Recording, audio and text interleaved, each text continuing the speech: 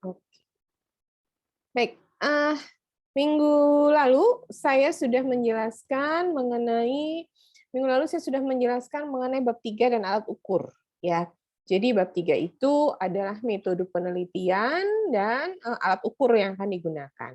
Nah, setelah, Anda melakukan, pilot study terhadap alat ukur, kemudian kalian dapatkan, alat ukur yang digunakan dalam penelitian, nah kemudian kalian melakukan penelitiannya, ya. Jadi setelah menyusun bab 3, yang dilakukan adalah mengerjakan penelitiannya, begitu, mengerjakan atau pengambilan datanya, ya, mengerjakan kegiatan pengambilan datanya sesuai dengan prosedur yang, ditulis pada bab 3, ya, sesuai dengan populasi sampel yang akan diambil dengan karakteristik yang diambil pada atau sudah ditetapkan pada bab, 2, ya, bab 3, ya. Jadi, bab bab antara bab 3 sampai dengan bab 4 itu, yang Anda lakukan adalah pengambilan data sesuai dengan langkah-langkah, sesuai dengan, prosedur-prosedur yang sudah Anda tetapkan di,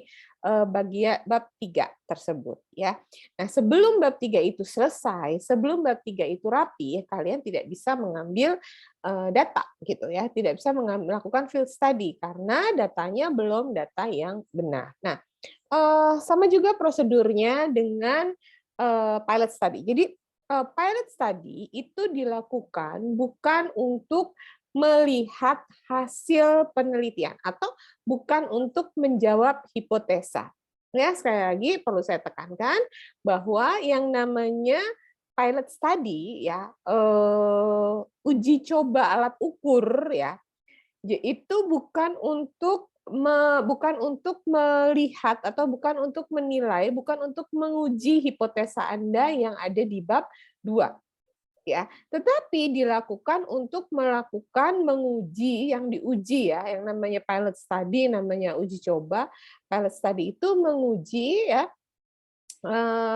alat ukur, menguji reliabilitas dan validitas dari alat ukur.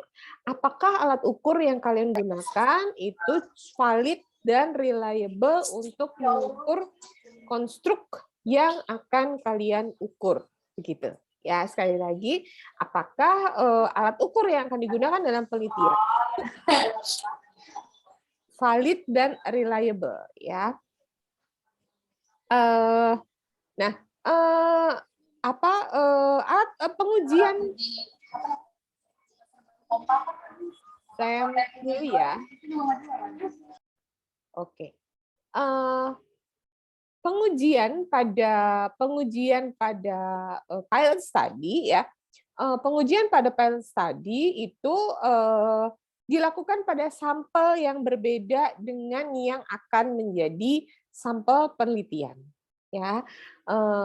Harus berbeda. Jadi jangan menggunakan sampel yang sama untuk pengujian maupun untuk hipotesa. Dan yang sering salah atau beberapa mahasiswa itu melakukannya seperti ini. Ketika mengambil pilot itu sekalian mengambil field. Ya itu salah ya. Dengan harapan sekalian aja nanti tidak valid atau tidak, kalau tidak valid nanti di-drop. Nah, itu adalah cara berpikir yang salah. Ya, cara pengerjaan yang salah. Kenapa? Sekali lagi Anda mesti ingat bahwa orang untuk mengisi ya, responden Anda itu perlu usaha untuk mengisi, untuk menjawab pertanyaan-pertanyaan Anda. Jadi jangan sampai Anda memberikan pertanyaan-pertanyaan yang sebenarnya dia tidak perlu jawab. Ya, jangan berikan pertanyaan-pertanyaan yang kemudian membuat dia menghabiskan energi karena nanti tidak Anda gunakan. Ya, alasan etisnya adalah seperti itu. Alasan statistiknya adalah Anda tidak akan mendapatkan ya, tidak akan mendapatkan validasi dan reliabilitas yang tepat jika tidak Anda lakukan perbaikan. Gitu ya. Jadi yang perlu dilakukan adalah ketika Anda mengambil data untuk pilot study. Ya, setelah mengambil data untuk pilot study, Anda lakukan pengolahan ya, sehingga Anda menemukan hasil dari pilot study. Reliabilitasnya berapa, validitasnya seperti apa, mana item-item yang di-drop ya. Apakah item itu harus di-drop, apakah item itu bisa direvisi. Nah, itu silahkan didiskusikan nanti dengan pembimbing ya. Apakah item itu di-drop, apakah item direvisi, sehingga akhirnya muncul di akhir adalah alat ukur yang memang betul-betul akan Anda gunakan dalam penelitian Anda ini. Nah, itu harus di-stated di bab 3. Ya, di bab 3 harus disampilkan yang mana sih yang mau Anda pakai gitu ya. Yang mana yang harus Anda pakai, dan hati-hati pendokumentasiannya, penulisannya harus betul ya. Karena ada dulu saya punya satu mahasiswa pembimbingan ya, itu berantakan. Jadi yang data field mana, data pilot mana, data field mana, nomornya berbeda-beda dan sebagainya, sehingga akhirnya nggak lulus hanya gara-gara itu. Dia sendiri bingung, ini udah aku field belum ya? Ini apa namanya, data pilot atau data field ya, ini dan sebagainya. Ya, dan itu kebingungan itu kemudian menjadikan hasil penelitiannya tidak dapat dipercaya ya, hasil penelitiannya tidak dapat diandalkan begitu ya, sehingga harus diulang kembali untuk pengambilan datanya, karena kita tidak bisa memastikan data yang diambil menggunakan data pilot atau menggunakan data field ya, sampai separah itu ya. Jadi ikuti semua prosedur ya. Prosedur kemarin adalah sampai prosedur pembuatan alat ukur ya. Kemarin sudah saya jelaskan tentang pembuatan alat ukur. Nah, setelah alat ukur ya Anda lakukan pilot study. Nah, setelah pilot study, kemudian Anda laporkan hasil dari pilot study. Ya, reliabilitasnya berapa, item-item mana yang valid, dan item-item mana yang kurang valid sehingga harus di-drop. Ya, item-item yang mana yang valid, item-item mana yang harus di-drop. Nah, itu ada di bab 3. Ya. Nah, setelah itu, hasil dari itu adalah yang terakhir adalah item yang memang digunakan dalam penelitian. Ya, mungkin nomornya jadi berubah-berubah, iya, pasti nomornya berubah-berubah sesuai dengan hasilnya. Dan itu yang perlu Anda catat, itu yang perlu didokumentasikan, itu yang perlu ada dalam penjelasan. Sehingga nantinya ketika kita mengolah hasil, itu hasilnya sesuai. Ya. Nah, setelah Anda melakukan pilot, kemudian Anda memperbaiki atau merevisi soal, merevisi alat ukur. Setelah Anda merevisi alat ukur, Anda siap, alat ukur Anda siap untuk di-fieldkan, ya, di field study. Nah, ketika field study ini, ya, ketika Anda ambil datanya, ini harus sesuai dengan jumlah responden yang ada di bab 3. Ya, berapa sih responden atau sampel Anda minimal dan sebagainya ya. Hari ini kan kemarin tugasnya adalah saya meminta kalian untuk menjelaskan mengenai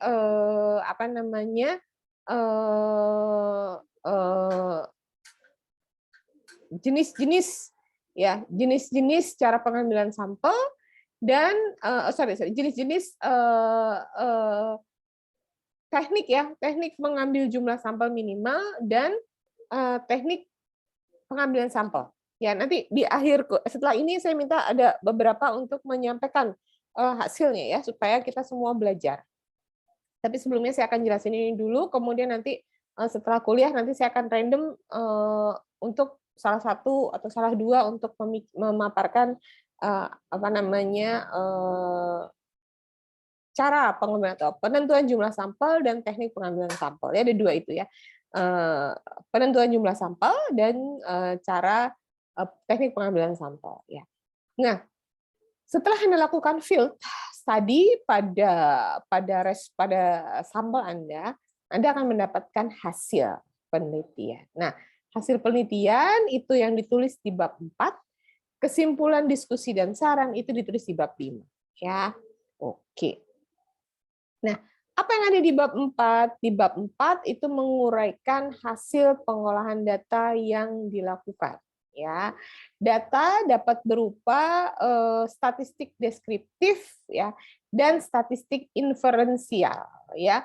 Apa itu statistik deskriptif, apa itu statistik inferensial, tentunya kalian sudah tahu dan itu bisa dibaca di mata kuliah statistik ya. Saya tidak perlu ngulang-ngulang lagi. Nah, Statistik, deskriptif ini adalah contohnya adalah kondisi demografis ya dari sampel penelitian seperti gender, usia, jenis, pekerjaan, tingkat pendidikan, tingkat sosial ekonomi, dan lain sebagainya, yang Anda tanyakan kepada responden pada data kontrol, ya, pada, kuesioner bagian data kontrol. Apa yang Anda tanyakan di situ? Ya, sekali lagi, ketika Anda menanyakan atau ketika Anda meminta data, pastikan bahwa data itu akan Anda gunakan, ya. Sekali lagi harus apa namanya, ada dalam bayangan kita bahwa orang mengisi itu perlu effort, ya, orang mengisi itu perlu usaha, perlu energi, perlu tenaga. Jadi jangan ya minta orang untuk menulis sesuatu yang sebenarnya tidak perlu dia tulis, ya. Sesuatu yang nantinya tidak akan Anda gunakan. Ya, itu wasting your time, wasting their time. Jadi nggak perlu. Jadi sehingga perhatikan betul-betul ya hal-hal apa yang perlu untuk ditanyakan dalam data kontrol dan hal-hal apa yang tidak perlu. Ya, jangan karena temennya semua nanya itu kalian juga nanya, gitu ya. Karena temennya semua nggak ada yang nanya, kalian juga nggak nanya. Padahal penelitian kalian memerlukan data tersebut, gitu ya. Jadi sebelum field itu pastikan betul data-data apa yang Anda butuhkan yang nantinya akan bermanfaat atau akan berguna, terutama pada bagian nanti diskusi dan saran. Itu menjadi sangat penting, gitu ya. Nah, hanya yang terkait, nah ini ya tadi sudah saya sampaikan ya, hanya yang terkait dan nantinya digunakan dalam diskusi saja yang perlu ditanyakan. Nah, data demografis biasanya cukup banyak ya. Nah, dapat dibuat dalam bentuk grafik, bagan atau tabel. Nah, tujuan dari membuat grafik bagan nanti tabel adalah memudahkan pembaca. Jadi tujuannya, prinsipnya adalah dibikin tabel, dibikin bagan, itu untuk memudahkan pembaca. Jangan membuat sesuatu yang membuat orang lain menjadi semakin bingung. Ya, apalagi membuat diri kalian sendiri bingung. Saya pernah tuh ada mahasiswa bikin diagram pie tapi entah saya bingung. Ini maksudnya gimana sih gitu. Terus dia bilang, "Saya juga bingung, Mbak, ini maksudnya gimana?" Lah, ngapain kalian bingung kalau bikin bingung kalian sendiri? Ya, terus setiap setiap jenis grafik, ya. Apakah itu grafik pie, apakah itu grafik batang, apakah itu grafik garis, ya, itu semua ada tujuannya masing-masing. Pie itu cocoknya kalau buat apa sih? Batang itu tujuannya kalau buat apa sih? Ya, itu ada di mana, cari deh. Ya, cari deh, baca deh. Itu adalah pengetahuan umum yang ada di mana-mana sebenarnya. Ya, jangan karena temennya semua pakai pie, kalian juga ikut-ikut pakai pie. Ya, karena temennya semua pakai tabel, kalian ikut pakai tabel. Ya, jadi tujuan dari pembuatan tabel adalah memudahkan pembaca, memuat data yang dipakai, dan ada alasan kenapa pakai hal tersebut, ya. Dan yang sering kali, habis ini saya kasih contoh ya, sering kali yang dilakukan itu mengulang. Nah, ini yang nggak boleh ya. Uraiannya ada atau narasinya ada, tabelnya ada. Ya buat apa? Ya, kalau sudah bisa diterangkan dengan tabel, kenapa harus ada narasi? Narasi itu untuk apa? Hanya untuk highlight, hanya untuk hal-hal yang harus diperhatikan. Hal-hal yang merupakan simpulan, itu boleh dinarasikan. Ya, kalau tabelnya sama, narasinya sama, terus buat apa nulis 2 kali? Wasting your time, wasting the reader's time. Ya, kalian nulisnya buang waktu, kira yang baca juga buang waktu, tidak efisien. Ya, jadi gunakan cara-cara yang efisien. Contohnya gimana? Terserah, sebenarnya tidak ada contoh baku harus seperti ini, nggak ada. Ya, tetapi kalian harus tahu bagaimana caranya untuk membuat suatu data bisa disimpulkan secara mudah. Ya, kapan pakai grafik batang, kapan pakai tabel, kapan pakai pie. Nah, itu terserah deh, terserah kalian deh, begitu ya. Nah, kemudian maksudnya dalam arti saya terserah itu tidak ada aturan baku. Tapi pelajarilah grafik batang itu lebih cocok kalau apa sih? Pie pie chart itu lebih cocok kalau apa sih, gitu ya. Grafik garis itu lebih cocok kalau apa sih. Nah, itu pelajari.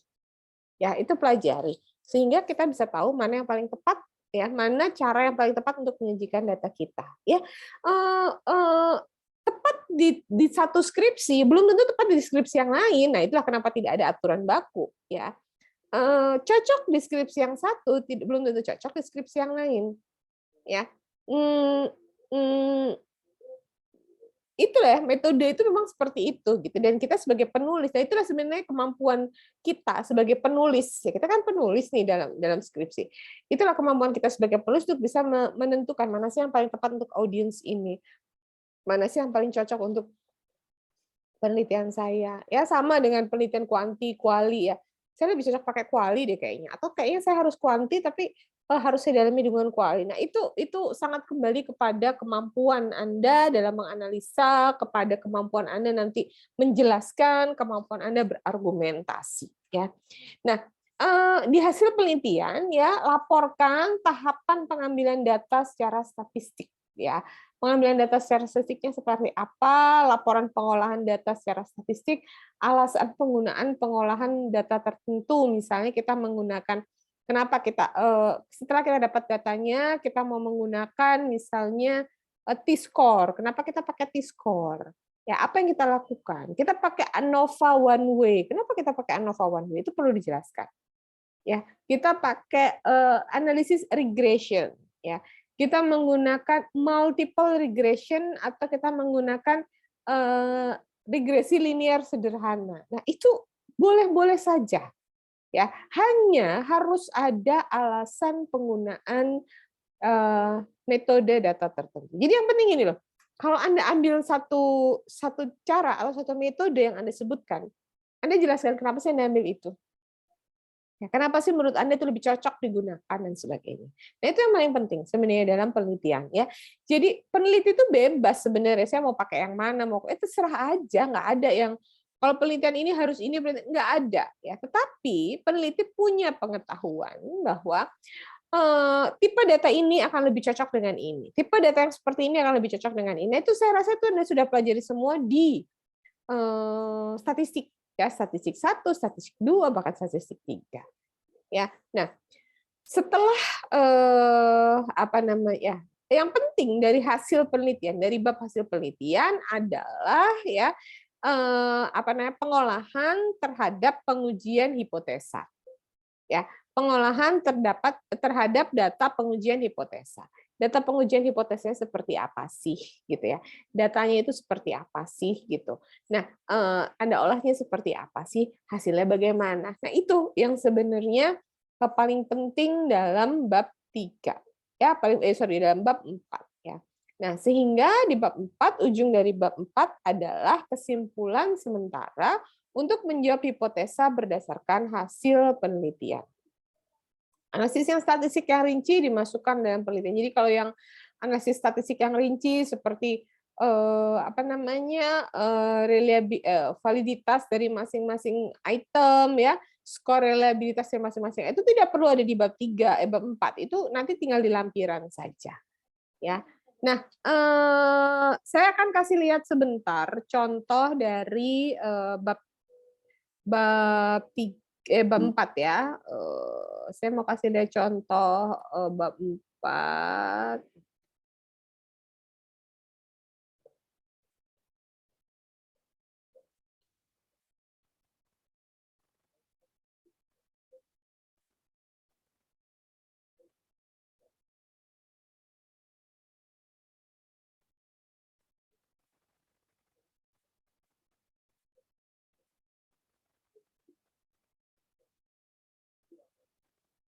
Ya, bisa dilihat ya. Oke.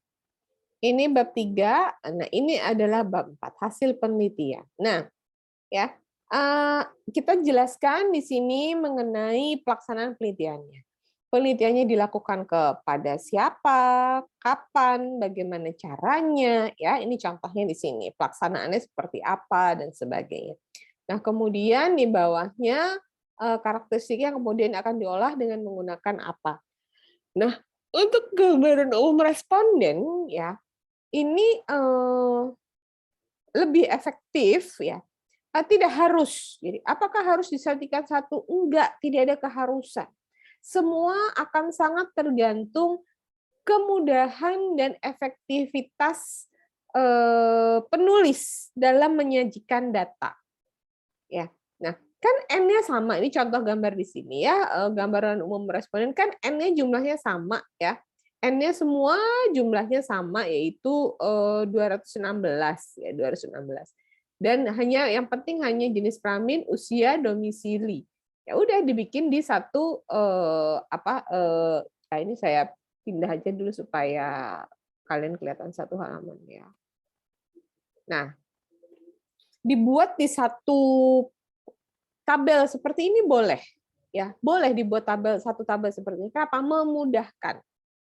Ya, hanya dalam satu tabel kita bisa melihat oh jenis kelaminnya lebih banyak laki perempuan, oh usianya kurang lebih segini dan ada berapa orang di luar Jawa, ada berapa orang di Jawa. Nah, kemudian narasinya untuk apa? Narasinya adalah hanya mengambil yang highlight saja, ya. Yang highlight saja di sana di sebelahnya lemari. Yang highlight saja dalam artian berdasarkan jenis kelamin lebih banyak perempuan ya harusnya ya lebih banyak perempuan. Kemudian ini contoh yang diulang ya ini salah ini harusnya nggak usah ya kan responden itu hanya ada laki-laki sama perempuan ya jadi ini nggak usah. 206 perempuan dan laki-laki 16%. Ini harusnya langsung disebutkan ya. Sulit mencari perempuan laki-laki. Oh ya oke, ini karena hasilnya gini betul-betul, sorry. Ya, ini betul karena dia mau menjelaskan bahwa yang laki-laki sedikit gitu ya. Ini jelas di sini. Jadi tidak hanya mengulang apa yang ada di sini tetapi lihat di sini ya. Di uraian ini jelas. Dari tabel di atas ya, dari tabel 41 di atas diketahui bahwa sampel penelitian sebanyak 216 responden. Berdasarkan jenis kelamin diperoleh 200 responden perempuan dan laki-laki. Ya, rendahnya jumlah responden laki-laki diakibatkan sulitnya ditemui responden laki-laki yang memiliki second account. Nah, ini ada proses analisa di sini.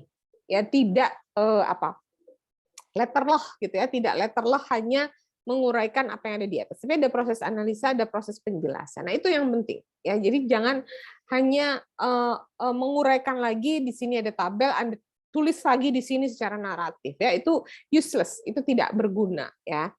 Selanjutnya berdasarkan usia M sama dengan minnya ya.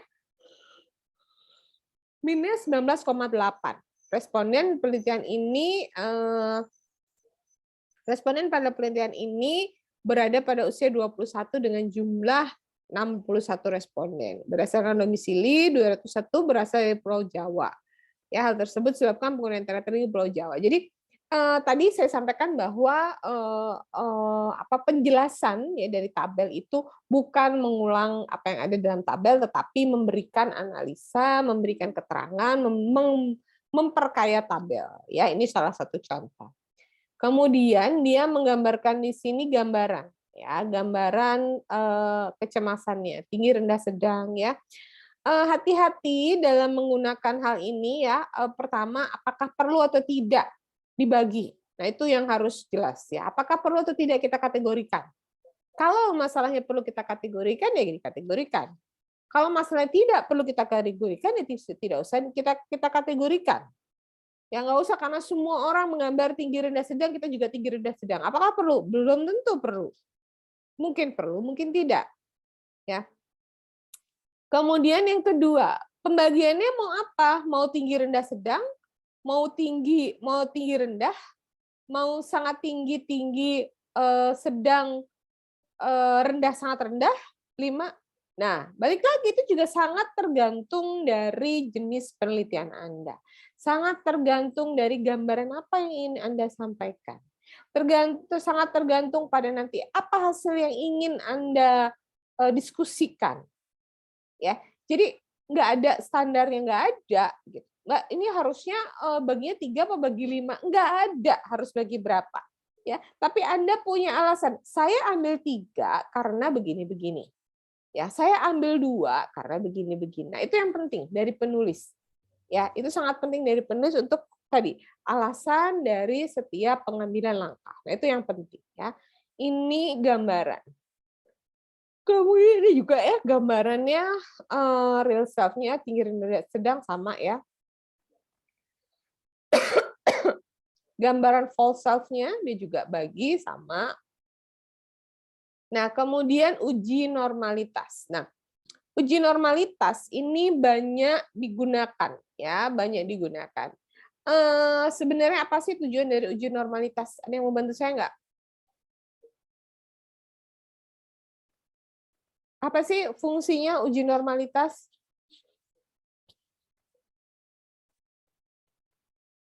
Ada yang mau bantu saya? Untuk melihat apakah alat tesnya sudah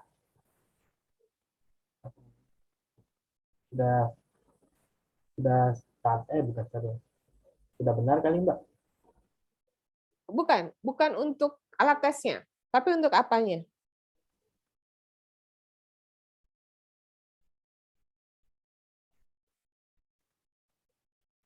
Bukan untuk alat tesnya. Kira-kira untuk apa? Silakan. Yang lain?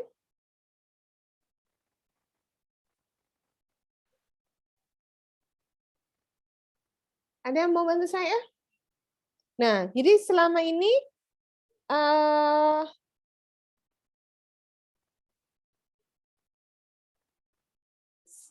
ini kalau kalian harus mengerjakan ini buat apa gitu?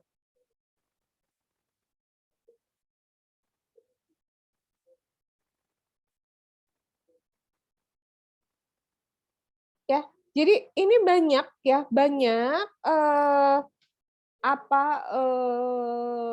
mahasiswa yang melakukannya begitu. Karena semua pakai uji Kolmogorov, Smirnov, semua pakai. Loh, pertanyaan saya, paketan saya mau habis, seperti suara Mbak putus-putus di saya. Yang lain, suara saya jelas? Jelas, Mbak. Jelas ya, Ican, tolong pulsanya dihemat-hemat ya, jangan nonton YouTube aja buat kuliah ya. Enggak, bercanda Ican. Ya udah nggak apa-apa. Kalau emang kurang bagus, cari WiFi Ican, cari WiFi gratis ya. Nah, buat apa? Coba buat apa? Uji Kolmogorov. Kamu ke McD Ican, ada WiFi gratis Chan. Tapi beli minum. Buat apa kira-kira? Uji Kolmogorov Smirnov. Kok nggak ada yang tahu nih gimana sih? Nggak pernah diajarin apa gimana? Saya mau coba jawab, Mbak. Iya, silakan Nadira. Uji normalitas itu yang salah satunya Kolmogorov-Smirnov itu dia buat uji datanya normal atau enggak. Nah, nanti kalau misalnya datanya normal itu baru bisa dilanjutin buat uji validitas sama reliabilitas, Mbak. Jadi untuk siapa? Untuk apa? Menguji apanya? Uji Kolmogorov? Menguji itu hasil dari tryout alat ukurnya itu datanya normal atau enggak? Bukan juga. Untuk menguji apa sih sebenarnya? Bukan untuk menguji alat ukur. Menguji apa? Uji populasi bukan, Mbak? Populasi ya, menguji sampel. Ya. Jadi betul yang kita lakukan adalah uji hipotesis ya, uji pilot ya, tetapi sebenarnya yang dilakukan tuh bukan untuk menguji alat ukurnya bagus atau tidak, tapi untuk mengetahui apakah ya norma kita ya, uji Kolmogorov ini kan dilakukan untuk field study kita ya, untuk sampel yang kita gunakan. Itu kita harus lihat dulu sampel kita itu distribusinya normal atau tidak gitu ya. Sebenarnya kalau kita kemudian melihat bahwa sampel kita tidak normal, apa yang harus kita lakukan? Kita udah ambil nih field, misalnya katakan 100 orang. kemudian dia skewed kiri atau skewed kanan, tidak normal. Apa yang harus kita lakukan?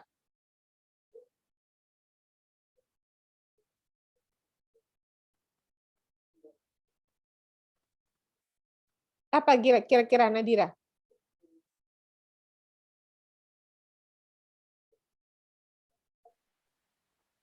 Kalau datanya nggak normal, Mbak. Kalau datanya nggak normal, terus apa yang kita harus lakukan? Kalau nggak sama, kalau datanya nggak normal itu nanti ada uji lain gitu, Mbak, buat data yang nggak Bukan normal itu. dong. Ya Bukan. agak lupa, Mbak, maaf. Ya. Ya. Heeh. Jadi ya itu memang yang dilakukan akhirnya itu. Kenapa kalian nggak mungkin ambil sampel lagi? Ya. Oh, kalau Kolmogorov nggak bisa, pakai yang lain ya, pakai Piplot ya, pakai ini kan ya, pakai Piplot, pakai ya, kan bisa tuh kita pakai ini semua dilakukan nih, tiga dilakukan. Ya, sebenarnya Piplot itu paling aman ya. Tapi sebenarnya apa yang harus dilakukan? Kalau ini harusnya statistik ini ya, jangan lupa ya, baca lagi nanti. Saya hanya ngingetin aja, tapi nanti tolong dibaca lagi lebih dalam ya. Kalau data kita tidak normal, bisa nggak kita lanjutkan untuk olah datanya? Nggak bisa. Karena itu apa yang harus kita lakukan? Kita lakukan harus menambah sampel yang lain sampai dengan sampelnya normal. Gitu loh ya. Karena untuk bisa membuat satu kurva normal itu memang hanya butuh 30 menurut Guilford ya. Untuk bisa membuat sampel yang terdistribusi normal itu minimal 30. Tapi setelah kita cobakan ya kita dapat 100, tapi dia skewed, berarti data kita tidak normal. Apa yang harus kita lakukan? Menambah jumlah sampel supaya normal. Gitu ya. Menambah jumlah sampel supaya normal. Nah, kendalanya adalah satu, udah mepet Mbak, nggak mungkin lagi ambil, ya nggak? Dua, susah banget Mbak, sampelnya nyari 100 aja udah susah Mbak, tambah lagi ya, dan lain-lain. Ya, akhirnya ya yang bisa kita lakukan adalah biasanya kita akan mencari ya cara uji normalitas yang paling aman. Ya, biasanya yang paling aman tuh Piplot biasanya. Ya. Tapi kalau kita Kolmogorov sudah aman, berarti pasti yang lain aman gitu loh. Ya, tetapi sebenarnya ketika kita tahu data kita itu tidak normal, ya kita harus menambah data supaya datanya menjadi normal. Apa artinya data kita tidak normal? Skewed. Apa artinya skewed? Ada kecenderungan menjawab pada cenderung pada kecondongan atau pada arah tertentu. Nah, itulah yang tidak boleh. Gitu. Itulah yang tidak boleh. Itulah yang seharusnya kita normalkan sehingga ketika nanti kita melakukan uji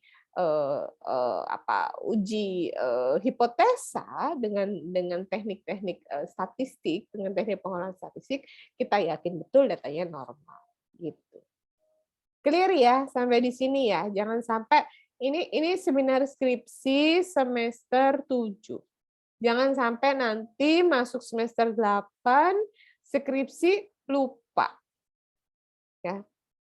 Kalau dulu tidak tahu, sekarang lupa, itu namanya tidak belajar.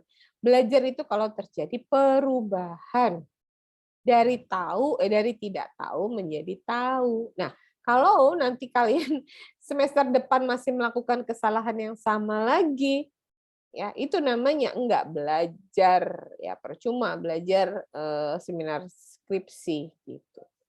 Clear ya sampai di sini ya, uji normalitas ya, baru Piplot dan sebagainya. Nah, baru yang namanya uji hipotesis ya, uji hipotesis. Nah, karena ini adalah pengaruh ya, maka dia mencari uji F ya. Dia menghitung nilai atau mencari uji F ya. Nah, dituliskan di sini nilai uji F-nya seperti apa ya. Signifikansinya seperti apa. Nah, Kemudian dia juga melakukan uji T di sini. Ya pokoknya di sini intinya adalah kalian harus menuliskan teknik-teknik pengolahan data yang Anda lakukan untuk menguji hipotesa. Nah, ini contoh ya. Dia melakukan uji F ya. Berdasarkan tabel 48 dapat dilihat bahwa nilai F hitung didapat sebesar 7,750 dan sebagainya. Maka disimpulkan ya bahwa kecemasan sosial memiliki pengaruh yang signifikan terhadap real self dan false self presentasi diri. Dengan demikian, hipotesis 1 dan 3, hipotesis alternatif 1 dan hipotesis alternatif 3 diterima. Nah, ini yang penting ya. Kalimat ini adalah kalimat yang penting. Ya, jadi sebenarnya tujuan kita melakukan skripsi, tujuan kita repot-repot cari alat ukur, kemudian pilot, kemudian ngitung, kemudian cari data fields tadi adalah membuat kalimat ini. Diterima apa enggak sih hipotesanya? Itu. Cuman itu sebenarnya, penegakan hipotesa. Nggak cuman sih, berat gitu ya. Tapi sebenarnya tujuan kita itu. Ya. Nah, dia di sini contoh saja di sini dia menggunakan uji T ya. Uji T dia lakukan untuk melihat apakah signifikansinya punya pengaruh atau tidak ya. Nah, ini juga ya ini kan dia melihat ya, oh negatif berarti nah ini. Sebenarnya ini yang penting juga ya. Dapat diartikan bahwa kecemasan sosial berpengaruh karena negatif ya, berpengaruh sosial terhadap diri self. Hasil koefisien regresi yang minus atau negatif menjelaskan bahwa arah pengaruh yang terjadi kecemasan antara terhadap presentasi dan realisasi bersifat negatif ya. Semakin tinggi kecemasan sosial, semakin rendah real self yang ditampilkan. Ini juga menjadi sangat penting ya. Jadi dengan demikian hipotesis HA1 dalam penelitian ini diterima. Nah, balik lagi ya. Jadi tadi di sini kita sudah tahu besaran pengaruh, kalau kita pakai pengaruh ini, besaran pengaruhnya berapa, kemudian di bawah ini adalah kita menjelaskan pengaruhnya positif atau negatif. Ya.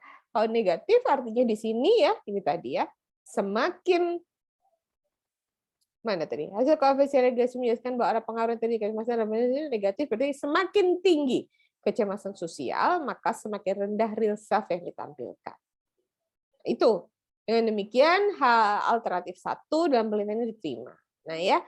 Nah, jadi ini kemudian dia lakukan T hitung kepada beberapa ya, akhirnya ditemukan seperti itu. Nah, ini juga ya. Dengan demikian hipotesis dalam penelitian ini diterima. Nah, ini hal-hal yang penting ya, hal-hal yang penting yang kita highlight di bab 4 hasil ya. Nah, dia juga melakukan koefisien determinasi R² ya untuk melakukan dan sebagainya, silahkan. Nah, sampai di sini ya. Sampai di sini dia menjelaskan ini juga penting ya, menjelaskan tentang pengaruh antara presentasi kecemasan ini pada faktor lain di luar penelitian ini sebesar 96. Jadi persentasenya ini 35% saja, sisanya dipengaruhi oleh hal lain. Ya, itu juga menjadi temuan. Nah, sebenarnya sampai di sini adalah hal-hal yang menjadi temuan utama dalam penelitian ini. Kemudian setelah itu baru yang namanya analisis tambahan.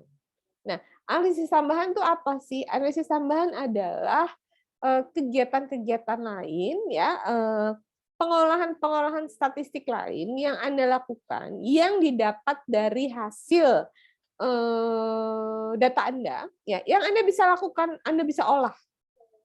Nah, tentu saja analisis tambahan itu harus relevan dengan apa yang akan Anda apa yang menjadi topik penelitian Anda. Ya, jadi yang relevan. Ya, yang tidak relevan, yang titipan dosen dan sebagainya jangan dimasukin. Ya, analisis tambahan itu adalah Anda sudah dapat data, sebenarnya hal ini tidak menjadi tujuan utama penelitian Anda, tetapi kalau ini Anda masukkan, itu akan menjadi nilai tambah bagi penelitian Anda. Gitu, ya. Yang seperti apa? Ya banyak ya, saya nggak bisa jelasin yang begini, analisis tambahan yang begini, nggak bisa. Itu sangat kasuistik satu persatu, ya, sangat sangat berbeda satu sama lain. Ya, ini analisis tambahannya. Dia membuat analisis tambahan seperti ini. Ini contoh saja ya. Nah, ini perbandingan antara first account dengan second account di Instagram dan sebagainya, membandingkan min-nya ya. Membandingkan min-nya berbeda secara signifikan atau tidak dan sebagainya. Silakan saja. Ya. Nah, oke. Itu adalah bab 4 ya, bab 4. Jadi bab 4 itu menjelaskan atau menguraikan mengenai data-data mengenai hasil-hasil ya, hasil-hasil penelitian, pengambilan data penelitian yang Anda lakukan. Itu ada di bab 4 ya. Nah, selanjutnya yang kita lakukan adalah penarikan kesimpulan. Ya, penarikan kesimpulan ada di mana? Penarikan kesimpulan kita masukkan di bab 5 ya. Bab 4 tadi adalah laporan hasil, bab 5 adalah penarikan kesimpulan. Uraikan kesimpulan dari apa yang Anda teliti. Nah, ini ya. Tujuannya cuma satu, menguraikan kesimpulan dari apa yang diteliti. Jadi bukan menceritakan kembali bab 1. Ya, bukan menceritakan panjang lebar kembali bab 1, tapi intinya tinggal menguraikan kesimpulan dari apa yang diteliti. Ya. Menyampaikan hasil analisis utama yaitu menjawab hipotesa, menjawab pertanyaan penelitian dan menjawab tujuan penelitian. Jadi reviewer seperti saya ya, tinggal menjawab melihat bab 1. Bab 1 bagian 1.2 yaitu rumusan masalah. Apa sih rumusan masalahnya? A. Ya, apakah A terhadap B? Kemudian saya skip bagian-bagian tengah, saya langsung masuk ke bagian 5. Ya. Jawabannya apa? Udah itu saja sebenarnya. Ya. Nah, seringkali walaupun cuma seperti itu ya, dalam perjalanan penulisannya kalian itu mau dari Depok mau ke Monas, tapi mampir ke Taman Mini dulu, terus belok ke Ceger dulu, mampir ke Jakarta Garden City sana, nanti balik lagi, mampir-mampir kemana-mana. Terus lupa kalau tujuannya tadi sampai di Monas. Itu yang sering terjadi. Ya, paham ya maksud saya ya, gitu. Gak nyambung antara apa yang ditanyakan pada bab 1.2 ya dengan apa yang dijawab pada bab 5. Nah, itu harus nyambung, harus sesuai, harus konsisten.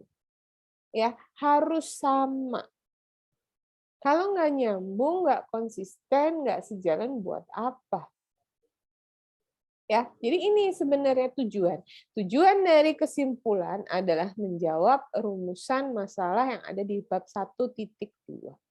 Nah, jadi kita menyampaikan hasil analisis utama tadi, dan kemudian yang kedua adalah menyampaikan hasil tambahan jika memang ada. Tidak perlu diada-adakan. Kalau memang tidak ada dan tidak menjadi tujuan utama Anda, ya nggak usah. Ya, tapi kalau ada dan itu bermakna, itu signifikan, ya silahkan. Ya, contoh ya, Anda melakukan suatu penelitian terhadap beberapa usia misalnya ya, atau SMA-nya misalnya gini, suatu penelitian pada SMA A dan SMA A, B dan C gitu ya, SMA-nya beda-beda. Ya, tujuannya pada siswa SMA. Jadi Anda ambil di tiga sekolah ini, SMA A, B dan C gitu. Nah, setelah selesai Anda pengen membandingkan dari 3 SMA ini karakternya beda-beda. Saya pengen tahu beda nggak sih sebenarnya tingkat apanya misalnya. Boleh Anda lakukan. Kalau itu signifikan dan itu berpengaruh atau signifikan ya, berpengaruh secara signifikan, ya bisa dijadikan hasil analisis tambahan gitu. Ya, bisa dilaporkan sebagai hasil analisis tambahan. Silahkan. Ya. Tapi kalau nggak ada hubungannya, nggak dicoba Anda hubung-hubungkan, ini nggak ada hubungannya, ini nggak signifikannya, nggak usah gitu. Ya, nggak ada landasan teori. Tapi kalau Anda ketemukan satu teori gitu, kemudian itu perlu untuk Anda lakukan analisis tambahan, silahkan dilakukan. ya. Nah, yang penting di sini harus ada benang merah yang jelas antara latar belakang hingga kesimpulan, ya. Antara latar belakang hingga kesimpulan ini harus ada benang merah yang jelas, runut, ya. Harus ada ke linearitas, ya, kesesuaian antara bab 1 dengan antara latar belakang dengan kesimpulan, ya. Jadi ketika Anda membuat kesimpulan, ketika Anda nanti membuat diskusi, baca lagi bab 1 ini nulis apa sih gitu, ya. Nah, kalau untuk bagian kesimpulan dia sifatnya ringkas, padat dan jelas, ya. Nah, saya coba kasih contoh. Saya coba kasih contoh apanya ini? Mana sih?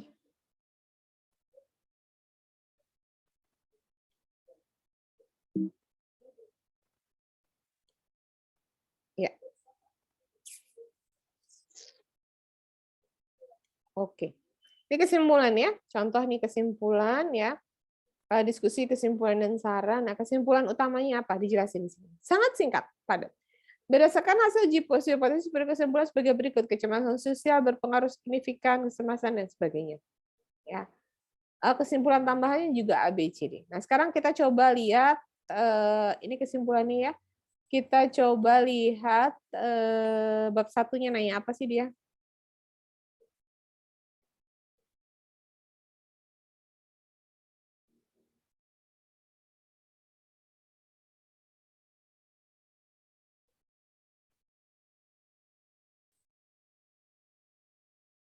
Mana ya?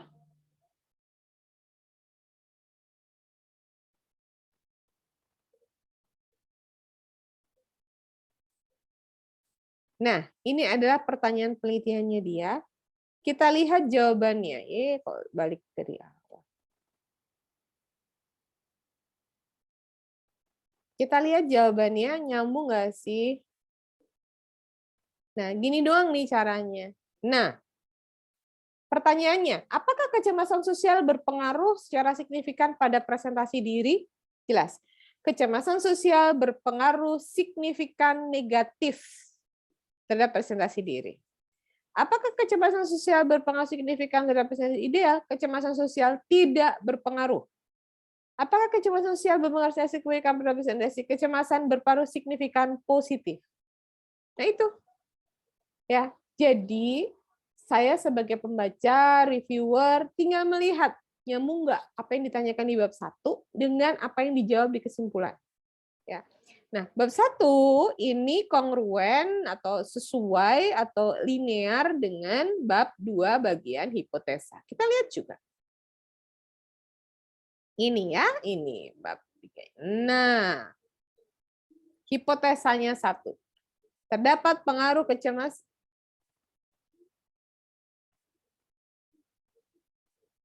Terdapat pengaruh kecemasan sosial signifikan terhadap presentasi diri.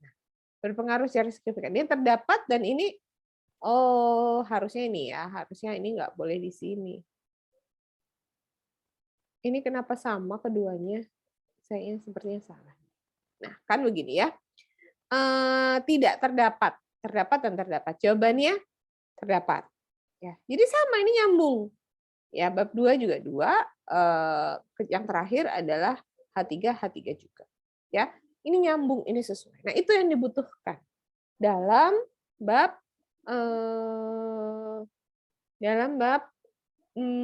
kesimpulan, ya. Dalam bab kesimpulan. Nah, kemudian ada kesimpulan tambahan. Kesimpulan tambahan adalah analisis-analisis yang dilakukan di luar analisis utama, ya. Nah, kemudian kita masuk sampai di sini jelas ya. Kalau sudah kita masuk ke bagian diskusi.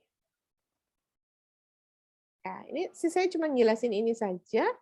Nanti setelah itu kalian sudah bisa mulai mengerjakan. Ya. Nah, bagian diskusi mana sih? Oke, ya. Nah, setelah kita membuat kesimpulan atau kita menyimpulkan hasil-hasil apa yang kita tulis di bab 4 ya, kita melakukan diskusi. ya kita menguraikan diskusi, ya, menguraikan pemikiran-pemikiran kita dalam sebuah diskusi. Nah, diskusi itu isinya apa sih? Isinya menguraikan keterkaitan, ya, menguraikan keterkaitan hasil penelitian dengan teori yang ditulis di bab tinjauan pustaka dan dengan penelitian-penelitian lain sebelumnya. Ya, intinya adalah setelah kita dapat hasil, ya, kemudian bagaimana itu relevansinya, keterkaitannya dengan bab 2 yang sudah kita baca. Kan bab 2 kemarin tujuannya adalah menjawab hasil penelitian berdasarkan teori. Nah, gimana tuh hasilnya? Sama nggak? Mendukung nggak? Kenapa ya kok mendukung? Nah, itu udah uraikan. Atau tidak mendukung hasilnya. Kalau tidak mendukung, kenapa tidak mendukung ya? Apa faktor-faktor yang mempengaruhi ya? Dan sebagainya. Ya, itu ditulis di bab diskusi. Selain itu, bab diskusi juga menjelaskan hal-hal baru yang ditemukan dalam penelitian ini yang mungkin belum ada pada penelitian sebelumnya. Ya, hal-hal yang berbeda dari penelitian yang lainnya. Hal-hal yang sifatnya unik. Hal-hal yang sifatnya novelty, ya, kebaruan dari hasil penelitian Anda. Nah, mahasiswa sering tidak percaya diri, ya, ketika dia menemukan sesuatu yang berbeda tapi tidak ada rujukannya, ya. Memang di dunia ini 99% itu sudah diteliti, ya. Tetapi sebenarnya banyak juga masalah-masalah yang khas subjek yang Anda teliti, yang khas subjek Indonesia, yang khas berbeda dari orang lain. Nah, ini saya suka dengar ceramah agama itu lucu tuh, suka gitu. Suatu hari ini jadi ceramah nih ya, tapi nggak apa-apa, ini jokes juga gitu. Suatu hari malaikat itu mau buka pintu surga gitu ya. Pintunya macet. Terus nggak bisa ngebuka, terus ditanya tuh ya coba siapa yang bisa buka pintu surga? Orang Jepang datang, sama saya deh, saya bukain, biayanya 3 juta. Kenapa biaya 3 juta? Biaya 3 juta biaya peralatannya, penggantiannya 2 juta, buat sayanya 1 juta. Oke, baik gitu. Nah, kemudian ada orang Jerman nawarin, ya, buat saya 5 juta. Gitu ya, buat saya 5 juta. Kok 5 juta? Buat apa? Iya, ini buat peralatannya 2 juta, buat saya 3 juta. Karena saya yang mikir ini bagaimana dan sebagainya. Oke. Nah, orang ketiga nawarin, saya bisa ngebenerin. Berapa? 15 juta. Wah, kok mahal amat. Buat apa 15 juta? 5 jutanya buat malaikat gitu ya. 5 jutanya lagi, 3 jutanya kita buat kamu, buat saya ya. 5 jutanya buat malaikat, 5 jutanya buat saya, 5 juta lagi kita kasih buat si orang Jepang tadi. Masih untung kita 2 juta. Nah, itu pasti orang Indonesia begitu. Ya. Nah, itu sebenarnya apa sih? Itu sebenarnya menunjukkan orang Indonesia tuh khas ya, plus 62 ya. Ini sebenarnya banyak hal-hal yang khas yang Indonesia, yang baru dari orang Indonesia, yang berbeda dari orang Indonesia. Ya, beberapa tahun lalu saya mengikuti seminar akreditasi internasional ya di Jogja hari Minggu yang lalu tuh. Akreditasi itu dibuat oleh internasional ya, oleh negara-negara barat ya, terutama ada Asia juga ada, Jepang, Australia gitu juga ada. Nah, ada satu akreditasi itu akreditasi peternakan ya, akreditasi peternakan. Nah, IPB ya, peternakan IPB itu kepengen punya akreditasi internasional gitu. Nah, ternyata mereka benchmark kedua negara, satu Amerika, satu Australia. Dua-duanya itu heavy-nya, beratnya itu di kuda, ya, di penelitian-penelitian tentang kuda. Sementara di Indonesia kita nggak ada kuda, ya, kita nggak biasa pakai kuda, gitu. Kita nggak biasa menggunakan kuda. Sedikit sekali penelitian mengenai kuda, ya. Apa yang khas di Indonesia? Banyak khas yang ada di Indonesia. Ya, penggunaan sapi, itu banyak di Indonesia. Yang berbeda dari negara-negara lain. Psikologi pun demikian. Psikologi di Indonesia itu indigenous sebenarnya ya. Indigenous sekali, sangat berbeda dari negara-negara lain ya. Di Indonesia kalau Anda bikin peraturan ya, besoknya langsung ketemu bagaimana cara mengakali peraturan itu. Benar nggak? Ya, gimana cara ngakalinnya gitu ya. Nah, itu orang Indonesia. Nah, itu sebenarnya bisa kita teliti ya. Jadi balik lagi ke laptop ya. Jadi Anda bisa uraikan hal-hal baru yang tertemukan dalam penelitian ini yang berbeda dari penelitian yang lain. Kemudian menjelaskan analisis. Nah, analisis inilah yang menjadi bobot berat dalam skripsi Anda bab 5. Ya. Jadi bab 5, jadi bab 1 itu Anda bisa nyontek istilahnya ya. Lihat kiri, lihat kanan, cuplik kiri, cuplik kanan, Anda tempel jadi tulisan. Itu bab 1. Bab 2 Anda masih bisa nyontek ya, contek kiri, kanan ya, ambil dari tulisan orang, masih bisa. Bab 3 Anda mulai mikir, tidak ada penelitian yang sama. Jadi Anda mau nggak mau harus berpikir, gimana kira-kira ngambilnya. Nggak mungkin Anda bisa mendapat atau menggunakan data yang sama. Itu namanya manipulasi. Ya, dan itu jelas menyalahi aturan. Jadi Anda mulai harus mengerjakan sendiri. Bab 4 Anda nggak mungkin sama dengan bab 4 orang lain. Pasti berbeda. Ya, pasti lain dari tulisan orang lain. Nggak mungkin sama, kalau sama namanya plagiat. Apalagi bab 5. Bab 5 Anda adalah sesuatu yang sangat berbeda dari orang lain. Artinya bab 5 adalah tempat Anda berpikir, tempat Anda menuangkan hasil pikiran Anda berdasarkan hasil penelitian yang Anda temukan di bab 4. Berdasarkan simpulan yang Anda tulis di bab 5 awal. Ya, sehingga disinilah kekuatan dari tulisan Anda. Analisanya apa sih? Simpulan Anda apa sih? Analisanya apa sih? Kaitkan dengan pengetahuan-pengetahuan yang sebelumnya Anda miliki. Ya. Kemudian menjelaskan analisis data tambahan secara statistik deskriptif, melakukan penyimpulan secara komprehensif berdasarkan analisis yang dilakukan oleh peneliti. Nah, ya ini saya tulis di sini. Merupakan bagian terpenting dari skripsi. Ya, kenapa nggak bisa nyontek bagian ini? Anda mesti mikir. Apakah pertanyaan mahasiswa suka tanya ke saya, Mbak, kalau kita bikin penelitian skripsi itu hipotesisnya harus diterima gitu, Mbak? Enggak. Siapa bilang harus diterima? Nggak ada. Mbak, berarti kalau kita bikin penelitian, hipotesisnya nggak diterima, berarti kita salah. Enggak. Siapa yang salah? Nggak ada yang salah. Itulah dinamika penelitian. Ya, yang penting adalah Anda bisa menganalisa. Kalau asumsi Anda, hipotesa Anda benar, analisanya apa? Kenapa bisa benar? Apa hal-hal yang mempengaruhi? Ya, apa hal-hal yang menjadikan analisa Anda benar? Seberapa besar kebenaran? Kalau hipotesa Anda tidak diterima atau hipotesa Anda ditolak, ada juga alasannya. Kenapa hipotesa Anda ditolak? Apa yang menyebabkan hipotesa Anda ditolak? Faktor-faktor apa yang mempengaruhi hipotesa Anda? Faktor-faktor apa yang mempengaruhi dalam pengambilan data? Itu yang menjadi penting. Ya, jadi bukan masalah, wah Mbak, berarti hasil saya nggak signifikan, Mbak, udah saya ngulang aja dari awal. Loh, buat apa? Ya, jadi skripsi itu tujuannya menguji hipotesa. Kalau hipotesa kita salah, apakah kita berarti penelitian kita salah? Tidak. Ya, tetapi kita harus menjelaskan di bagian diskusi ya secara komprehensif analisa-analisa kita terhadap hasil penelitian kita. Ya, nah masalahnya adalah bab 1 itu waktunya cukup panjang, ya. Maksudnya masih lama nih ke deadline, ya.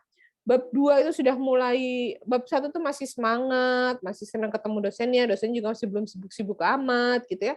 Energinya masih banyak, ya masih seger lah istilahnya gitu ya. Kemudian bab 2, bab 3, bab 4. Bab 4 itu Anda akan capek sekali, ya.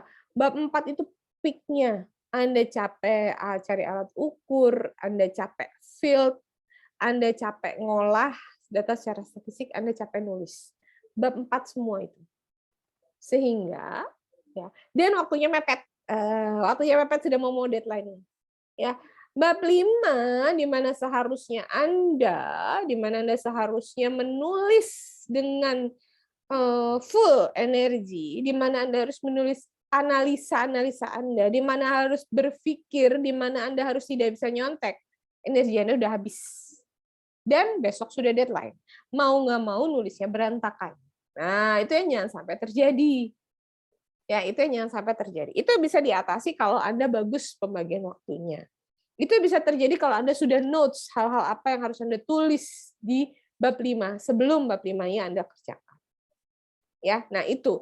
Jadi yang menjadi penting adalah bab 5, tapi bab 5 Anda sudah nggak punya energi, Anda nggak punya waktu, Anda nggak punya tenaga, Anda bahkan nggak punya mungkin udah perasaannya udah paling jelek itu di bab 4. Ya, udah paling deh itu paling down tuh di bab 4. Capeknya bukan main ya. Sulitnya bukan main mengambil data dan sebagainya. Itu bab 4. Bab 5 Anda tinggal punya sisa energi. Padahal di situ Anda dibutuhkan untuk full energi untuk bisa berpikir, untuk bisa menyampaikan ide-ide, untuk bisa menyampaikan analisa Anda secara tertulis. Ya, jadi hati-hati dengan penulisan bab 5 ya, karena bab 5 adalah ini bagian terpenting dari sebuah skripsi. Di situ Anda kemudian dapat skor ya. Kalau bab 1, bab 2, bab 3 itu masih bisa nyontek lah istilahnya. Bab 5 Anda nggak bisa nyontek ya. Nah, yang terakhir ya, cepatkan kuliahnya. Yang terakhir adalah mengenai saran. Nah, ini juga sangat penting ya. Di akhir bab 5 ya, di akhir bab 5 Anda harus jelaskan ya, di sini ada nggak sih? Oke. Ya. Di akhir bab 5 Anda menjelaskan juga kelemahan-kelemahan dari penelitian Anda, ya. Apa sih hal yang merupakan kelemahan? Nah, itu sebenarnya bisa Anda tulis di bagian komprehensif itu tadi ya, penyimpulan itu Anda tulis apa sih kelemahan dari penelitian Anda begitu. Ya, bisa juga ketika Anda tadi ya ini kenapa mendukung, kenapa bisa, ini Anda juga bisa menyampaikan apa sih kelemahan penelitian Anda. Nah, kelemahan-kelemahan penelitian Anda inilah yang kemudian menjadi dasar bagi pemberian saran. Ya, saran itu ada 2, saran metodologis dan ada saran praktis. Saran metodologis itu adalah saran yang ya terkait dengan metode penelitian, ya. Terkait dengan metode penelitian, apakah itu tentang variabel, apakah itu tentang konstruk, apakah itu tentang alat ukur, apakah itu tentang pengambilan sampel, apakah itu tentang theoretical background, ya apa saja, ya yang lebih terkait dengan metodologi, ya lebih terkait dengan metodologi dalam penelitian, ya hal-hal apa yang secara metodologis dapat dilakukan untuk meningkatkan hasil penelitian Anda menjadi lebih baik lagi di masa mendatang. Nah, tapi hal-hal apa yang harus Anda yang bisa dilakukan itu harus berdasar kelemahan penelitian Anda. Ya, itu ada di bab kesimpulan di akhir. Nah, tetapi jangan memperlemah hasil penelitian sendiri. Contoh ya. Tadi ya penelitian yang tadi. Penelitian ini dengan cara penghitungan Slovin dan sebagainya dapat 216 titik gitu ya. Tiba-tiba hasilnya di sini di bab 5 Anda tulis jumlah responden dalam penelitian ini kurang representatif karena hanya 216. Lalu gimana sih? Di bab 3 kan Anda sudah bilang setelah cara-cara begini, setelah cara pengambilan sampel ini, saya dapat 216, maka saya ambil 216. Kok tiba-tiba Anda saranin memperbanyak jumlah?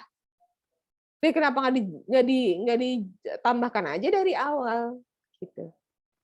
Paham ya? Memperlemah hasil penelitian. Kemudian ada lagi, ini lucu deh mahasiswa tuh.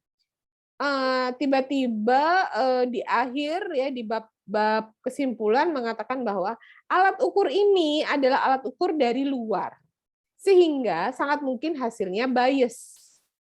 Sarannya adalah menggunakan alat ukur yang lain. Bahkan alat ukur sudah Anda tentukan di awal. Anda melakukan pilot study, Anda uji validitas reliabilitasnya. Kok tiba-tiba Anda nafikan sendiri, Anda nihilkan sendiri, mengatakan bahwa alat ukur Anda tidak reliable. Nah, kalau alat ukur Anda tidak reliable, ya bagaimana penelitian Anda bisa dipercaya? Gitu. Ya, jadi jangan memperlemah, ya, jangan memperlemah hasil penelitian Anda sendiri. Yang bisa Anda lakukan misalnya, ya contoh saran metodologis itu, misalnya, nah kan saya hanya meneliti 2 variabel nih, gitu. Ternyata ini ya tadi ya ada 95,6% itu dipengaruhi oleh hal-hal lain di luar penelitian. Salah satunya adalah misalnya ini contoh aja, adalah misalnya self esteem gitu.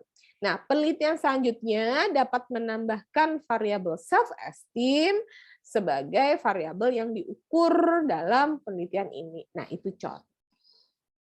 Bisa dipahami ya sampai di sini ya. Gitu. Jadi jangan memperlemah penelitian kalian sendiri. Dan yang terakhir ya konkret. Ya, yang terakhir adalah praktis ya. Saran praktis. Saran praktis itu pertama sama dua-duanya. Saran itu harus konkret, bukan wacana, bukan awam. Ya. Setelah membuat suatu penelitian tentang pernikahan, ya, tentang perkawinan, bla bla bla bla bla bla, saran praktisnya adalah agar suami istri menjaga komunikasi. Hal yang nggak usah pakai diteliti, semua orang juga udah tahu. Paham nggak maksud saya? Ya, jadi saran itu harus praktis berdasarkan hasil penelitian Anda, bukan saran praktis yang bisa dibaca di mana saja tanpa perlu penelitian. Jelas ya? Ya, yang saya sampaikan ya. Saran praktis adalah saran berdasarkan hasil penelitian, bukan saran apa saja, ya, saran yang bisa ditemui di mana saja yang sifatnya awam. Ya, penelitian tentang motivasi belajar dan PJJ. Panjang lebar, saran praktis. Agar siswa meningkatkan motivasi dalam belajar. Ya nggak usah pakai penelitian. Orang juga udah tahu. Gitu lah maksud saya. Ya, saran itu harus konkret. Contoh, untuk meningkatkan motivasi berprestasi siswa, guru dapat meningkatkan kemampuan penggunaan IT seperti penggunaan Canva, penggunaan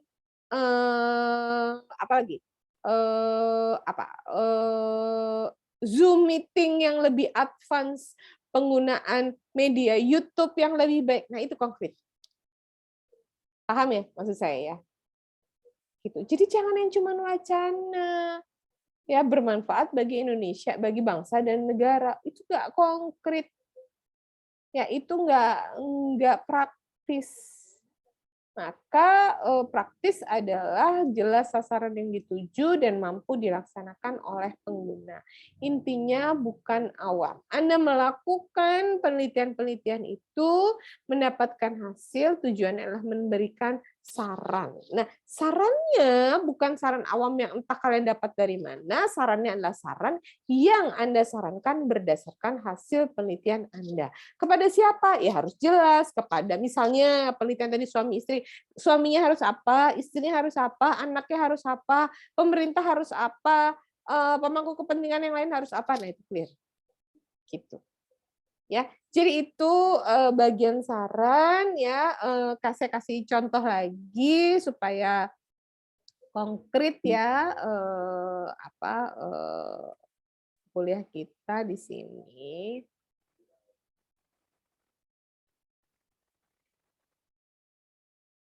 Ya, ini adalah bab diskusinya ya. Tadi sudah saya sebutkan bab diskusi. Nah, ini di akhir dari bab diskusi adalah, nah, ya, ini. Terdapat beberapa keterbatasan dalam penelitian yang perlu dicatat untuk penelitian selanjutnya. Nah, ini menunjukkan keterbatasan kita. Penelitian selanjutnya dapat diharapkan dapat melalui menggunakan metode yang secara sekaligus dapat membedakan persamaan dan sebagainya ya. Ini contoh. Ya, jadi jelas. Penelitian selanjutnya juga dapat menganalisis penggunaan variabel prediktor lebih beragam. Ya, ini jelas di sini. Ya, ini contoh apa namanya saran ya. Contoh keterbatasan. Apa sih kelemahan penelitian saya? Oh, penelitian saya harusnya seperti kurangnya ini. Sarannya apa? Metodologis. Ya, penelitian selanjutnya diharapkan dapat menarik lebih banyak responden laki-laki. Ingat tadi ya di halaman responden di halaman bagian 4 ya, bahwa respondennya banyakkan perempuan, 92% perempuan, sisanya laki-laki. Ya, jadi tidak representatif. Ya boleh ditulis begini. Ya, sehingga dapat digeneralisasikan di 2 jenis kelamin ya. Jadi ini generasinya agak terbatas karena lebih banyak perempuan. Penelitian selanjutnya dapat menganalisis lebih detail seperti adanya fitur close friend di Instagram. Nah, ini clear gitu ya. Ini kan clear, ini belum dilakukan nih. Fitur close friend ini kita analisis enggak sama sekali. Nah, ini perlu bisa dilakukan. Penelitian selanjutnya diperoleh sampel dengan jangka umur lebih panjang. Ya, bukan penelitian kita salah ya, tapi bisa lebih panjang usianya. Ya, sehingga ada dinamika. Dan selanjutnya dia masih sebagai variabel prediktor dapat mengaruhi presentasi diri. Ya, ini contoh saran. Saran praktisnya, nah, ya, saran praktisnya mengetahui penggunaan media sosial dan sebagainya. Ya, jadi ini contoh dari saran-saran dari bab 5-nya, saran konkret dan saran praktis, kesimpulan, saran dan diskusi, kesimpulan dan saran. Ya, harusnya judulnya diskusi, kesimpulan, diskusi dan saran. Ini salah. Kesimpulan, diskusi dan saran. Nah, ini ya bab ini. Oke, sampai di sini. Ada yang ingin ditanyakan? Sudah dapat semua, berarti dari bab 1 sampai bab 5. Ya, sudah dapat semua dari bab 1 sampai bab 5, sudah disampaikan semua mengenai rambu dan panduan-panduannya. Rambu-rambu dan panduannya sudah terdelivered semua. Nah, sekarang tugas Anda adalah mulai menyusun bab 2 dan bab 3-nya. Bab 3-nya adalah sampai dengan alat ukur. Ya, sampai dengan alat ukur. Nah, itulah nanti yang akan menjadi UAS Anda ya. Anda kumpulkan saat UAS ya. Jadi gunakan waktu seefektif mungkin untuk membuat proposal bab 1 sampai bab 3. Bab 1 kan sudah kemarin ya. Bab 1 sampai dan bab 3 berdasarkan aturan-aturan, berdasarkan rambu-rambu, berdasarkan guidance yang sudah saya berikan ya. Nah, supaya nanti Anda tinggal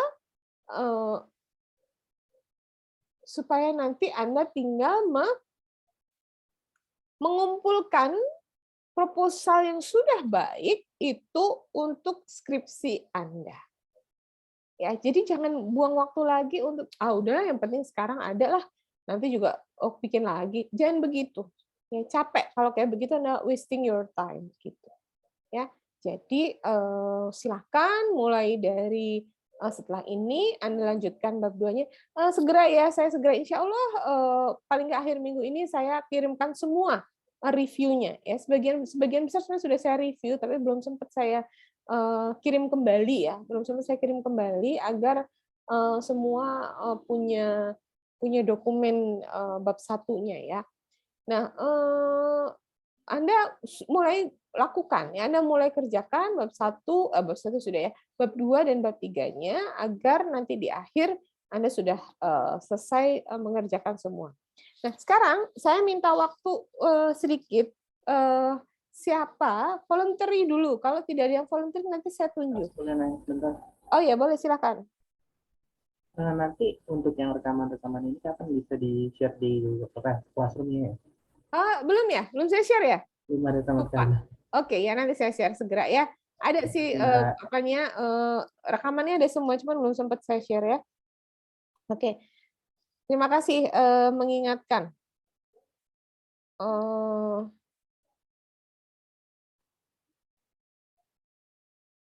Oke, saya mungkin minta volunteer siapa yang mau mempresentasikan ya tentang tugas yang lalu. Ya, tugas yang lalu adalah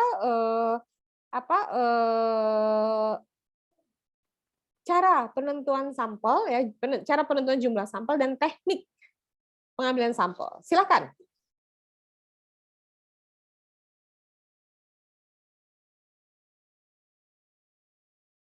Siapa yang mau share?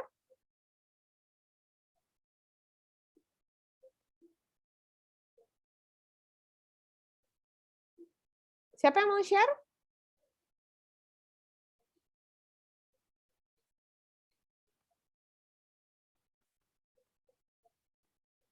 Farhan?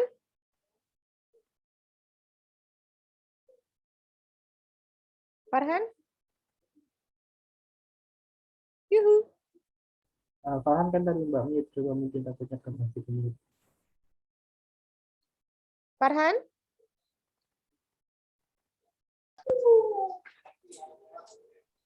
Iya, Farhan?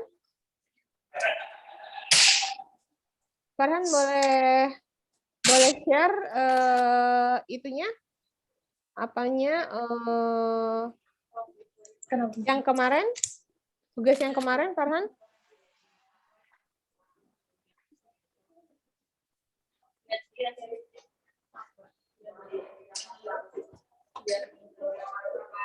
Farhan? Nah, Farhannya nggak ada ini.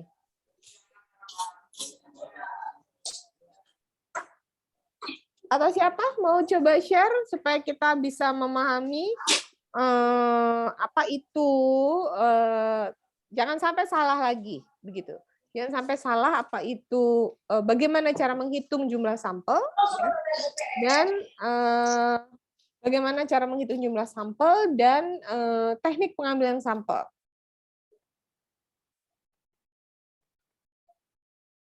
Siapa yang mau share?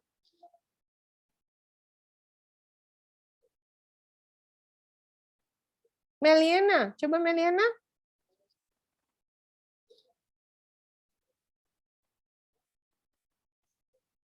Meliana.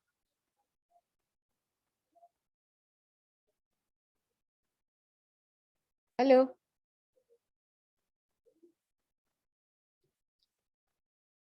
Semua sudah masukin di Google Classroom ya?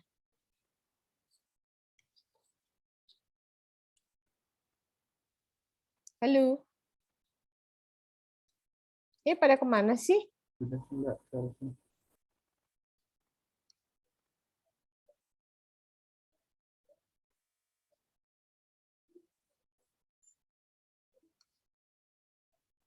Oke.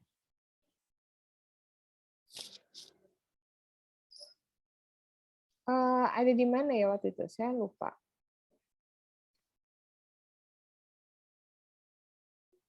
Di sini ya? Ini ya? Nah, ayo siapa yang sini ada sini? Ayo kalian jangan kayak anak SMA lah, dipanggil-panggil pada nggak ada.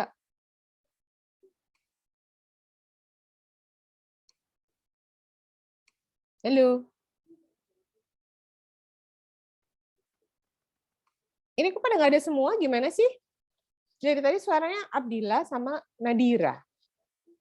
Nanti yang saya masuk, saya kasih admin cuma berdua loh ini. Iya.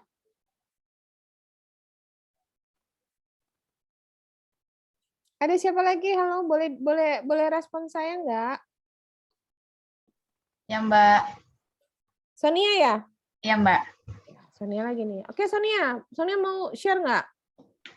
Boleh, Mbak, tapi saya masih kurang paham sih, Mbak, sama yang teknik penentuan jumlah sampelnya itu. Nah, sebenarnya ini pernah diajarin nggak sih di itu? Di apa metode penelitian atau di statistik? Pernah sih, Mbak, cuman kayaknya saya yang lupa. Oke, jadi ini memang cuma refresh ya. Ini memang saya tuh cuma mau refresh. Tapi maksud saya adalah kalau kalian refresh ya, tidak melakukan kesalahan pada saat skripsi, itu yang penting. Gitu loh. Masa pas Medkan udah diajarin, seminar diajarin, skripsi salah lagi gitu. Karena itu saya mau refresh. Silakan ya Sonia ya, nggak apa-apa ya kamu Iya, Mbak. ini ya, oke. Ya, silakan saya Baik, Mbak. bantu ininya share-nya. Baik, Mbak.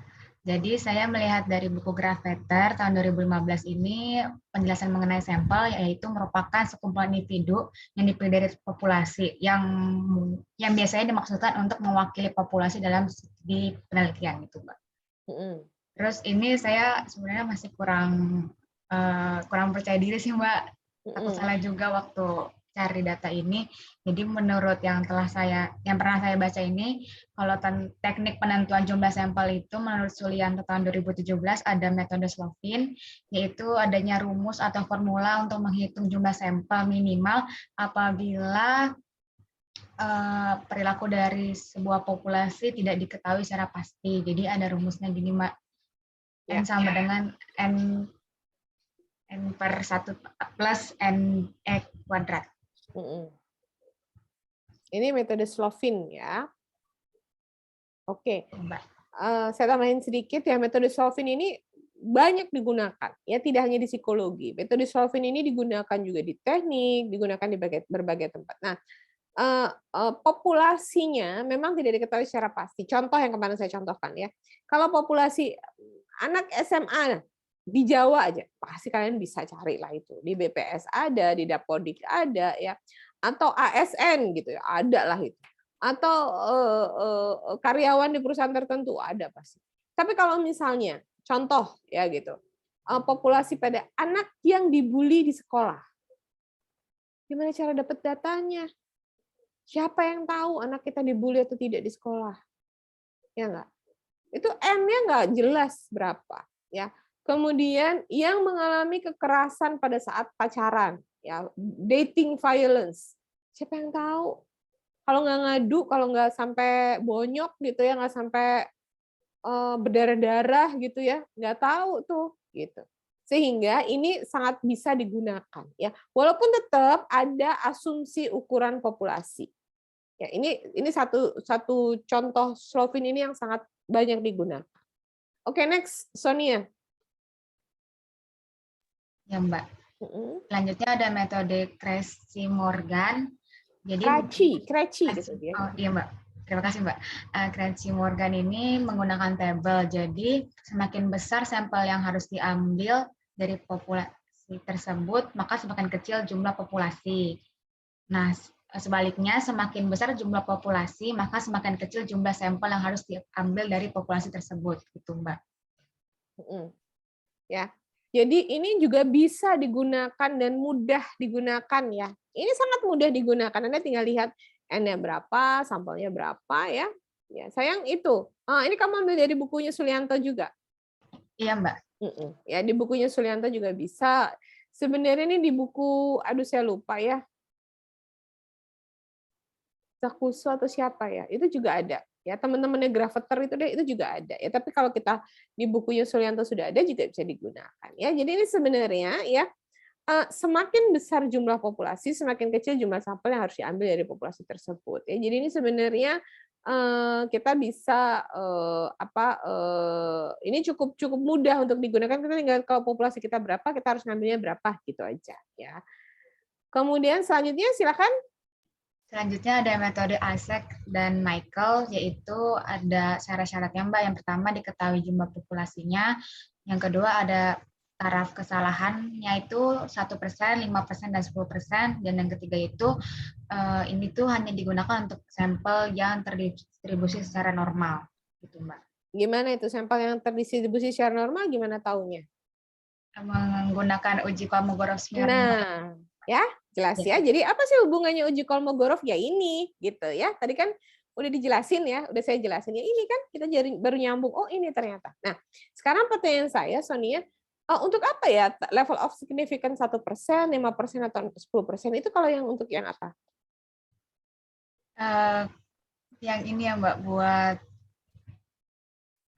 jika P lebih kecil daripada 5%, itu hipotesisnya diterima ya Mbak? Ya, tapi sebenarnya untuk gini, untuk yang seperti apa yang harus 1%, untuk yang seperti apa 5%, dan untuk yang seperti apa 10%. Significance levelnya. Pernah belajar nggak? Pernah Mbak, waktu itu sama Mbak Putih diajarin, cuman saya lupa Mbak. Ya kan, berarti tidak belajar. Kalau dulu nggak tahu, sekarang lupa, itu namanya bukan belajar. Oke, jadi semakin beresiko yang akan kita teliti itu signifikansi levelnya semakin rendah, gitu ya. Jadi atau derajat errornya itu harus semakin rendah, gitu ya. Jadi kalau misalnya kita mau meneliti yang berbahaya, gitu ya, COVID, itu harus 1% gitu tingkat kesalahannya, gitu. Ya, signifikansi levelnya harus sangat tinggi, 1%. Nah, kalau yang agak lebih resikonya lebih rendah, bisa sampai 5%, bahkan bisa sampai 10%. Nah, itu ya. Jadi semakin tinggi resikonya, maka signifikansi levelnya harus semakin kecil, ya, harus semakin errornya harus semakin sedikit, ya. Signifikansi levelnya 1%, ya. Oke, selanjutnya, nah ini apa nih? Interval taksiran, Mbak. Jadi ini kata penaksiran ini dibatasi oleh 2 nilai ketika penaksiran intervalnya terbentang. Jadi contohnya ada A lebih kecil daripada X, lebih kecil daripada B. Merupakan sebuah penaksiran interval untuk nilai rata-rata untuk populasi M. Contohnya itu seperti misalnya ada rata-rata atau mean populasi berada pada rentang yang lebih dari A tetapi kurang dari B. Ya. Jadi ini kita bisa membuat penaksiran interval, tapi ini tidak sering digunakan ya. Ini sebenarnya karena lebih kepada kalau kita bisa melihat mean dari setiap populasi ya, tetapi ini tidak banyak kita gunakan. Oke. Nah, sekarang abis ini adalah teknik pengambilan sampel ya. Silakan teknik pengambilan sampel, Sonia. Baik Mbak. Jadi saya melihat dari buku Kumar. Ada 2 teknik pengambilan sampel. Yang pertama secara probability sampling sama non-probability sampling. Kalau yang probability sampling itu ada 3 jenis, yaitu sample random sampling, lalu stratified random sampling, sama cluster sampling. Nah, yang non-probability sampling itu ada 5 macam. Yang pertama ada quota sampling, yang kedua accidental sampling, yang ketiga ada judgmental sampling atau yang bisa disebut dengan purposive sampling, yang keempat ada expert sampling, sama yang terakhir ada snowball sampling. Gitu, Mbak. Apa bedanya probability sama non-probability? Nah, ada nggak di sini? Saya nggak jelasin Mbak, langsung ke bukunya. Apa sih bedanya? Apa bedanya probability sampling dengan non-probability sampling? Sebentar Mbak, saya buka bukunya dulu ya Mbak. Ya, boleh. Yang penting setelah kuliah ini semua harus paham.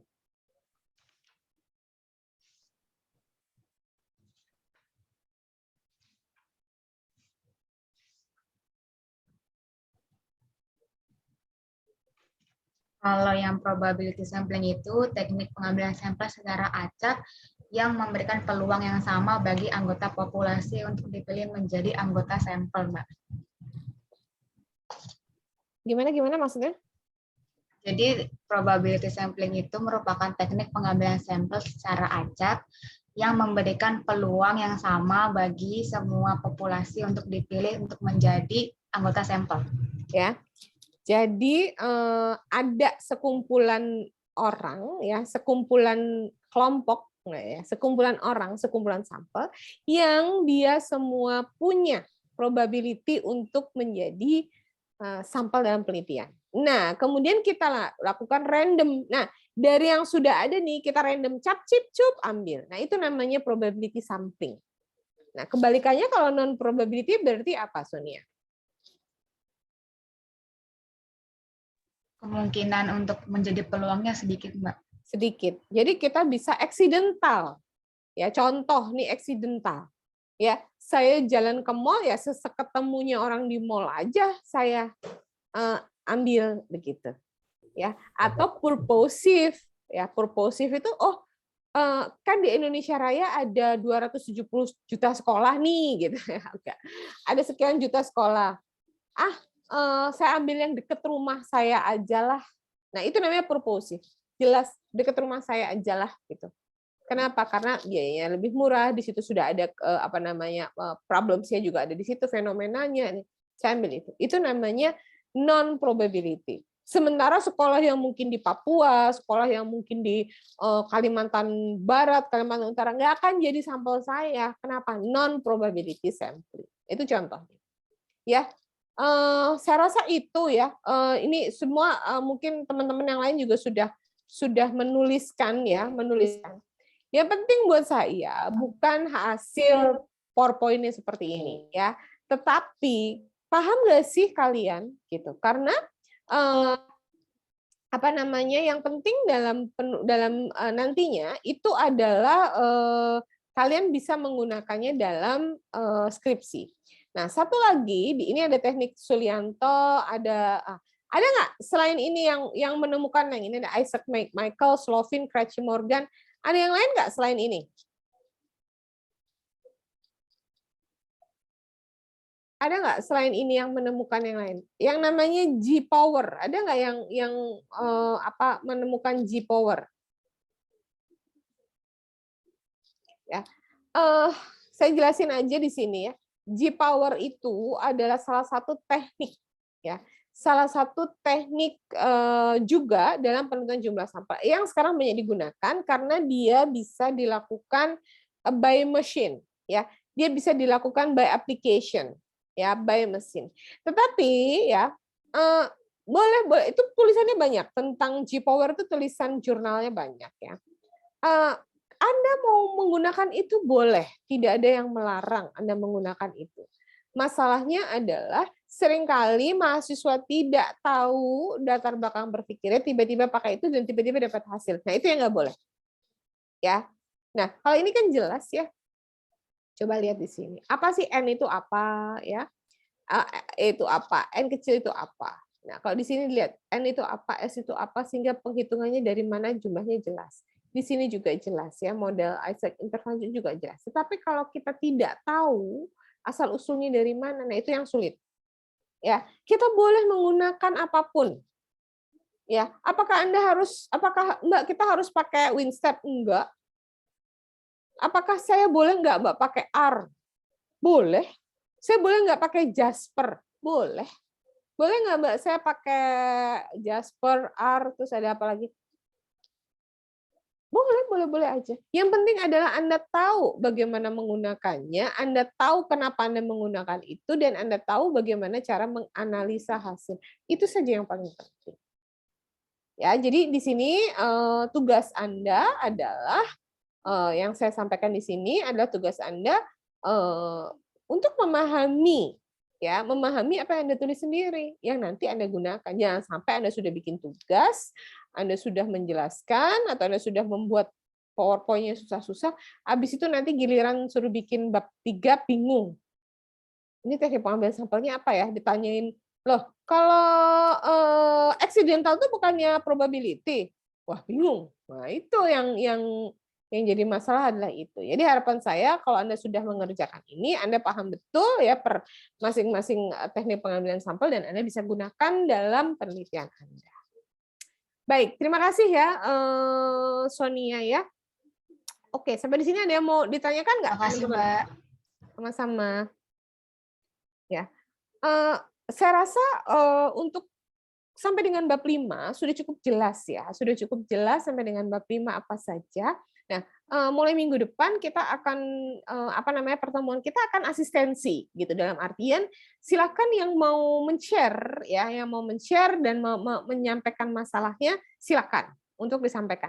Nah, minggu depan saya akan meng-highlight ya beberapa problems yang sudah saya temukan dari hasil-hasil tulisan Anda 1 UTS. Ya, ada beberapa highlights yang menurut saya penting untuk kita perhatikan bersama-sama sebelum kita masuk ke atau kita lanjutkan penelitian kita, gitu ya. Nah, sampai dengan UTS, sampai dengan UAS yang kita lakukan nanti adalah asistensi. Jadi kita ketemu untuk pembahasan tulisan dari masing-masing dari kalian. Ya, kalau bisa bab 1 sampai bab 3 kita langsung bahas, wah bagus sekali itu. Jadi kalian nanti sampai dengan prasidang itu udah udah beres itu, udah tenang. Ya, oke. Ada lagi teman-teman yang mau disampaikan atau yang mau ditanyakan? Sampai di sini?